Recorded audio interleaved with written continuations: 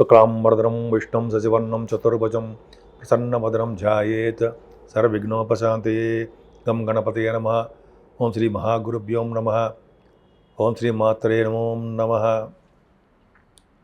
మా ఆది ఆస్ట్రాలజీని చూస్తారంటే మీ అందరికీ పేరు పేరున నా హృదయపూర్వక నమస్కారాలు. ఇప్పుడు మనం 11th జనవరి 2026 నుంచి 17th జనవరి వారం రోజులు ఎలా ఉండబోతుందో ఇప్పుడు తెలుసుకుందామండి. 12 రాశుల వారికి ఎలా ఉండబోతుందో తెలుసుకుందాం. ముఖ్యంగా గ్రహాల యొక్క స్థితిగతులను ఒకసారి చెప్పుకుందామండి. ముఖ్యంగా మిథున రాశిలో గురుడు వక్రగతిలో ఉన్నాడు. ఒక శుభగ్రహం వక్రించినంత మాత్రాన చెడు ఫలితాలు ఇస్తాడేం కాదండి. శుభగ్రహాలు వక్రించినంత మాత్రాన శుభ ఫలితాలు కూడా ఇస్తారు. అంతేకాకుండా సింహరాశిలో కేతు ఉన్నాడు. 11th and 12th డేట్స్లో చంద్రుడు తులారాశిలో ఉంటాడు. ఇక్కడ ఒక అద్భుతమైన విషయం చెప్తానండి. ఇక్కడ మనం 4 గ్రహాలు ఒక రాశిలోనూ మళ్ళీ 4 గ్రహాలు మళ్ళీ ఇంకో రాశిలోనూ వెళ్ళిపోతున్నారు. అంటే రవి, బుధ, కుజ, శుక్రులు వీళ్ళు నలుగురు ధనురాశిలో ఉన్నారు, ధనస్సులో ఉన్నారు. ఈ 4 గ్రహాలు మళ్ళీ చూడండి.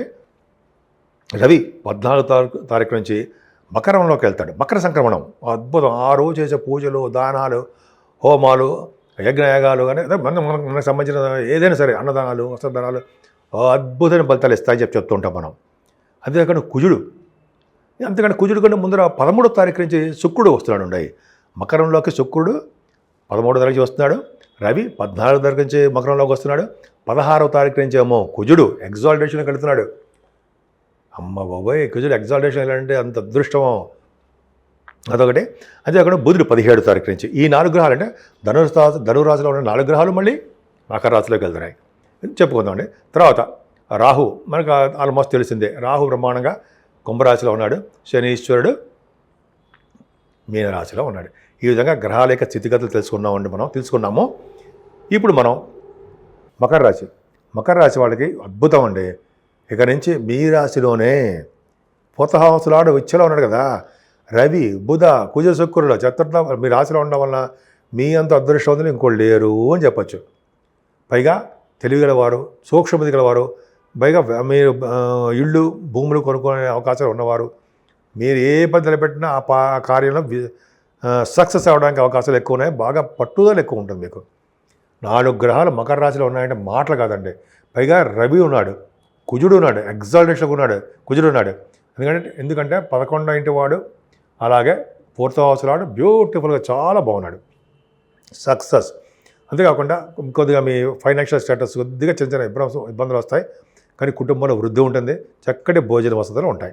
ఏదైనా ప్రయాణాలు చేయడము, సక్సెస్ అవ్వడము, ఆలోచనలు రావడము, శత్రువులను భయం లేకుండా ఉండడము, తీర్థయాత్రలు చేయడం జరుగుతుంది. చదువులో ఆటంకాలు ఉండవండి. భూములు కలిగి ఉంటారు మీరు. బహుశా కొత్త అపార్ట్మెంట్లు కొనుక్కోవడానికి కూడా అవకాశాలు మీకు ఉన్నాయి. పైగా వాహన సౌఖ్యం ఉంది. రైతులు కూడా బ్యూటిఫుల్గా పంటలో లాభాలు వస్తాయి. సంతానం వల్ల ఏ ఆటంకాలు ఉండవో. పైగా 11, 12 తారీఖులో మీ సంతానానికి, మీ పిల్లలకి, ముఖ్యంగా ఆడపిల్లలకి మంచి యోగం కలగడానికి, అంటే ప్రైజెస్ రావడమో, అది ధనప్రాప్తి కలగడమో, మీ ఆడపిల్లల వల్ల మీకు ధనప్రాప్తి కలగడం జరుగుతుంది. ఏదైనా శత్రువులు ఉన్న ఏమాత్రం ఇబ్బంది పడరో సక్సెస్ అవుతారు. హ్యాపీయెస్ట్ పర్సన్ ఎవరంటే మీరే. అనారోగ్య సమస్యల నుంచి త్వరగా బయటపడిపోవడానికి అవకాశం ఉంది. ఏదైనా వివాహ శుభకార్యాలు, ధర్మకార్యాలు హాయిగా బ్రహ్మాండంగా ఉంటాయి. కానీ మీ ఆరోగ్యం పట్ల శ్రద్ధ వహించండి. ఆరోగ్యమే మహాభాగ్యం ఉంటాం కదా, ఇది ఆరోగ్య విషయంలో శ్రద్ధ వహించండి. ఏదేమైనా మీరు చేస్తున్న వ్యాపారాలు కూడా ఆలస్యం అయిపోవడము, ఆటంకాలు ఎదురవడము, లాసులు రావడము కొద్దిగా అవకాశాలు ఉన్నాయండి. విదేశాలు వెళ్ళడానికి కూడా అవకాశాలు తక్కువ ఉంటాయండి. ఆలస్యం అయిపోతూ ఉంటుంది. మీకు అనుకున్న సీట్లు, మీరు కోరుకున్న సీట్లు, కాలేజీలో సీట్లు రాలేకపోవడం జరుగుతుంది. ప్రొఫెషనల్గా మీకు చాలా బాగుంటుంది. చంద్రుడు దశమాసాలు ఉన్నాడంటే గవర్నమెంట్ సంబంధించిన ఉద్యోగాలు వస్తాయి. అంటే శుక్రుడు కూడా ఉన్నాడంటే మరింత అద్భుతం. కానీ శుక్రుడుగా లేడు కాబట్టి గురుడు దృష్టి ఉంది కాబట్టి మీరు ఖచ్చితంగా మంచి ఉద్యోగాల్లో ఉండడానికే అవకాశాలు ఉన్నాయండి. మీరు చేస్తున్న ఉద్యోగాల్లో బాగా డెవలప్మెంట్స్ ఉంటాయి. ముఖ్యంగా బ్యాంకింగ్ రంగం, విద్యా సంస్థలు, గవర్నమెంట్ ప్రొఫెషన్లో ఉన్న వారికి, ప్రభుత్వ రంగ సంస్థలు వాళ్ళకి మంచి ఆదాయము, ప్రమోషన్స్ ఉంటాయి. సాఫ్ట్వేర్ రంగ ఉద్యోగస్తులు కూడా, మీరు ఏ ఉద్యోగం చేసిన సాఫ్ట్వేర్ రంగ ఉద్యోగస్తులు కూడా డెవలప్మెంట్స్ దినదిన ప్రవర్ధమానం అవుతూనే ఉంటుంది. ఏదేమైనా 11, 12 తారీఖుల్లో షార్ట్ డిస్టెన్స్ ప్లస్ జర్నీ చేస్తారు. దూర ప్రాంత ప్రయాణాలు, ఫారిన్ కంట్రీస్కి వెళ్ళచ్చు. బట్ ఖర్చులు కూడా అధికంగా ఉంటాయన్నలో సందేహం లేదు. మీరు మన ఆది ఆస్ట్రాలజీ నుంచి మీ జాతకాలు తెలుసుకోవాలన్నా, అదే మీ పిల్లల జాతకాలు తెలుసుకోవాలనుకున్నా, లేకపోతే మీ బంధువులు ఎవరైనా ఎవరి జాతకాలు తెలుసుకోవాలనుకున్నా ముందర మీ date of birth, time of birth, place of birth ఈ 3 ఉండాలండి. అంటే మీకు ఏం ప్రాబ్లమ్స్ ఉన్నాయి జాతకంలో, అంటే వివాహం కావట్లేదనా, ఉద్యోగం కోసమని, ఫారిన్ కంట్రీస్ కానీ, లేకపోతే మెడిసిన్ స్టెప్ 3 అంటాం కదా విదేశాల్లో, వాటి గురించి కానీ, ఇట్లా మనం రకరకాలుగా జాతకాల్లో మనం ఉంటాయి, మనం తెలుసుకోవచ్చు. ఇంకోటి ఏంటంటే మీరు ఫోన్ చేసినప్పుడు కింద నెంబర్కి ఫోన్ చేయండి, 7075389589. నేను మీ వార్డరే ఆదినారాయణరావు శర్మ. ఫోన్ చేస్తే నేను కొన్ని సందర్భాల్లో షూటింగ్లో ఉండడం వలన, లేకపోతే నేను జాతకాలు చెప్తూ ఉండడం వలన, లేదా బిజీగా ఉండడం వలన బహుశా మీ ఫోన్ లిఫ్ట్ చేయకపోవచ్చు, ఏమనుకోకండి. మాకు వాట్సాప్ కూడా ఉంది కాబట్టి వాట్సాప్లో మెసేజ్లు పెట్టేయండి. తప్పకుండా నేనే మీకు ఫోన్ చేస్తాను, నేనే స్వయంగా మీతో మాట్లాడతాను. మన ఆది ఆస్ట్రాలజీ తరపు నుంచి కూడానండి జాతకాలు చూడడమే కాకుండా ముహూర్తాలు, మ్యాచ్ మేకింగ్, వధువు లేక పొంతన కుదిరిందా లేదా అదొకటి. తర్వాత ముహూర్తాలు, పెళ్లి ముహూర్తాలు కానీ, లేకపోతే గృహప్రవేశ ముహూర్తాలు కానీ, కొన్ని ముహూర్తాలు ఉంటాయి కదా, ఈ ముహూర్తాలు కూడా మనం పెట్టుకోవచ్చండి, చేసుకోవచ్చు. చెప్తా మా ఆది ఆస్ట్రాలజీ నేనే చేస్తుంటాను. అంతేకాకుండా మీకు వాస్తు సంబంధించిన విషయాలు ఏమైనా ప్రాబ్లమ్స్ ఉన్నా, అదే డౌట్స్ ఉన్నా మీరు నాకు ఫోన్ చేస్తే నేను తప్పకుండా వాటికి కూడా నేను పరిష్కార మార్గాలు చెప్తూ ఉంటాను. 12 రాశుల వారి వరకు కూడా, 12 రాశుల వారు అంటే మేషం నుంచి మీనరాశి వారి వరకు కూడా మనం చేసుకోవాల్సిన పరిహారాలు ఏంటి, పూజలు ఏంటి, ఇప్పుడు మనం తెలుసుకుందామండి. ఎందుకంటే జనవరి నెల కొత్త సంవత్సరం స్టార్ట్ అయింది కాబట్టి మనం 11వ తారీఖు నుంచి 17వ తారీఖు వరకు చెప్పుకున్నాం, అంటే 11th నుంచి 17th వరకు చెప్పుకుంటున్నాం. కాబట్టి రవి సంక్రమణం కూడా జరుగుతుందండి 14వ తారీఖుని.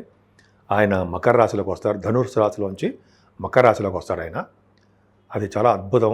అదే రోజునే చాలా మనం దానాలు చేస్తూ ఉంటాము, అలాగే దైవ దర్శనాలు చేసుకుంటూ ఉంటాము, సూర్యభగవాన్ ఆలయాల దర్శనము, సూర్యభగవానికి సంబంధించిన పూజలు చేసుకోవడము, గోధుమలు దానం ఇవ్వడము, అవన్నీ మనం చేసుకుంటూ ఉండాలి. ఆ రోజు అద్భుతమైన సంక్రమణం ఉంటుంది. రవి సంక్రమణంలో చాలా అద్భుతమైన దానాలు, చాలా మోస్ట్ ఇంపార్టెంట్ దానాలండి.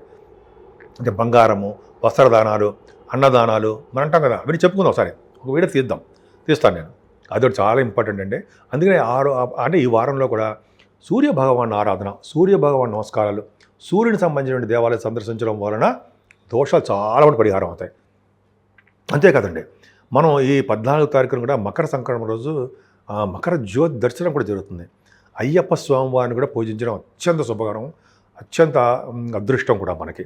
సో ఆయన పూజించడం వలన, ఆయన దర్శనం చేసుకోవడం వలన, లేకపోతే అదే రోజు స్వామివారి యొక్క జ్యోతి దర్శనం చేసుకోవడం వలన అన్ని శుభాలు కలుగుతాయి. వచ్చే సంవత్సరం మళ్ళీ మకర సంక్రమణం వరకు, అంటే ఆ రోజు మకర సంక్రాంతి జ్యోతి దర్శనం వరకు కూడా అన్ని శుభాలు కలుగుతాయని, స్వామివారు అంటే అయ్యప్ప స్వామివారి యొక్క ఆశీస్సులు మనకి ఎప్పుడూ ఉంటాయని మనకి చాలా విషయాలు తెలుసుకున్నాం మనం. సో కాబట్టి అయ్యప్ప స్వామివారిని కూడా పూజించడం అత్యంత అదృష్టం మనకి. ఆయన పూజించాలండి. అంతేకాకుండా సూర్యభగవాన్ని, ముఖ్యంగా కుజుడు కూడా ఆయన వచ్చేసి పరమోచ్చలోకి వస్తున్నాడు, వచ్చేలో ఉంటాడు, ఎగ్జాల్టేషన్ ఉంటాడు ఆయన. కుజుడు కూడా ఆరాధన చాలా పవిత్రం అండి. సుబ్రహ్మణ్య స్వామి ఆరాధన కొన్ని రాసుల వారు కూడా చెప్తాను. ఆ అద్భుతమైన ఫలితాలు, ఆయన ఇచ్చే అద్భుతమైన ఫలితాలు అంతా ఇంత కాదండి, మహా విశేషంగా ఉంటాయి. సో ఈ విధంగా అమ్మవారిని పూజించడం వలన, అంటే కామాఖ్య అమ్మవారు కానీ, లలిత అమ్మవారు కానీ, కనకదుర్గ అమ్మవారు కానీ, ఇలా పూజించుకుంటూ, అయితే అమ్మవారి యొక్క అభిషేకాలు చేసుకుంటూ, లేకపోతే అమ్మవారికి కుంకుమలు చేసుకుంటూ, చండీ హోమాలు అంటే చేసుకుంటూ ఉంటే మనకి సర్వత్రా విజయం కలుగుతుందని చెప్పి అనుకుంటాం కదా. అంటే కొత్త సంవత్సరంలో అన్ని రాశి వాళ్ళకి మనం అనుకుంటాం కదా, దిగ్విజయంగా ఉండాలని, అన్ని రంగాల్లోనూ ముందంజలో ఉండాలని. మన జాతకాల్లో కొంచెం ప్రాబ్లమ్స్ ఉన్నా మనం పరిహారాలు చేసుకోవడం వలన, అంటే రాహు పరిహారం అనుకుందాం. రాహు అష్టమంలో ఉన్నాడు, 12వ భావంలో ఉంటాడు, పంచమస్థానంలో ఉంటాడు, సప్తమంలో ఉంటాడు. ఇటువంటి కొంతమంది రాశుల వాళ్ళకి రాహు వచ్చే దోషాలు ఉంటాయి కదా. దానివల్ల అమ్మవారు పూజించడం కానీ, అదే మనం కొంతమంది కాళహస్తిలో స్వామివారిని దర్శించడం కానీ, మన ఊళ్ళోనే రాహు సంబంధించినటువంటి పూజలు మన పూజారి గారు చేస్తారు. ఆ పూజలు చేయించుకోవడం వల్ల కానీ, రాహు దగ్గర దీపారాధన చేయడం వల్ల కానీ రాహు వచ్చే దోషాలు కూడా పరిహారం అవుతాయి. కేతువులు అంతే దుష్ఫలితాలు ఇస్తారు కదా. కేతు ప్రభావం తగ్గాలంటే ముఖ్యంగా వినాయకుడిని పూజించాలండి. ఫస్ట్ పూజించవలసింది ఎవరు అంటే వినాయకుడినే. ఆ తర్వాత సూర్యభగవాన్ని, అయ్యప్ప స్వామిని పూజిస్తూ ఉంటాం మనం. వినాయకుడి ఆరాధన, వినాయకుడి పూజలు ఖచ్చితంగా చేయడం వలన స్వామివారికి నివేదన చేయడం వలన, స్వామివారికి వస్త్ర సమర్పణ వలన, ఇలాగ అనేక రకాలుగా వచ్చే దోషాలన్నీ పరిహారం అవుతాయి. ఈ కేతువు కూడా కుజస్వామి కాబట్టి సుబ్రహ్మణ్యేశ్వర స్వామిని కూడా పూజించడం అనేది అత్యంత చెప్పదగ్గ విషయం అండి.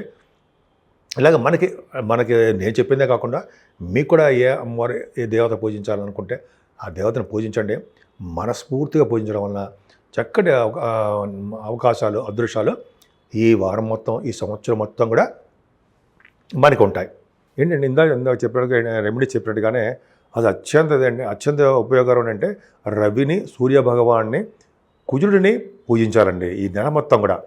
ఎందుకంటే సూర్య భగవాన్ ఎప్పుడు కూడా మనకి ఆరోగ్య ప్రదాత అంటాం. ఎప్పుడైనా సరే అష్టమంలో ఉన్నా సరే, సప్తమంలో ఉన్నా సరే యాక్చువల్గా మన రవిని పూజించాల్సిందే.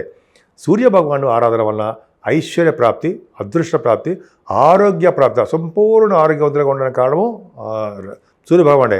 చూడండి, స్కిన్ డిసీజ్ వచ్చినా, అదే చర్మ వ్యాధులు అంటే అలా అటువంటి కానీ, మానసికంగా కానీ ఏదో విధంగా శరీరంలో ఉండే చిన్న చిన్న ప్రాబ్లమ్స్ వాటిని నివారణ చేసేవాడు సూర్య భగవానుడు. అంతేకాకుండా కుజుడు యాక్సిడెంట్స్ కాకుండా కాపాడేవాడు కూడా కుజుడే. సో యాక్సిడెంట్స్ నుంచి మనం బయటపడాలన్నా, అదే మనకి యాక్సిడెంట్గా కాకుండా ఉండాలన్నా, లేకపోతే రోడ్డు ప్రమాదాలు జరగకుండా ఉండాలన్నా సుబ్రహ్మణ్య స్వామిని పూజించాలండి. సుబ్రహ్మణ్య స్వామి వారిని పూజించడం వల్ల యాక్సిడెంట్స్ తప్పుతాయి, పిల్లలు చాలా అభివృద్ధిలోకి వస్తారు, పెళ్ళిళ్ళు బ్రహ్మాండంగా అవుతాయి, మీరు అనుకున్న పెళ్ళిళ్ళు అవుతూ ఉంటాయి.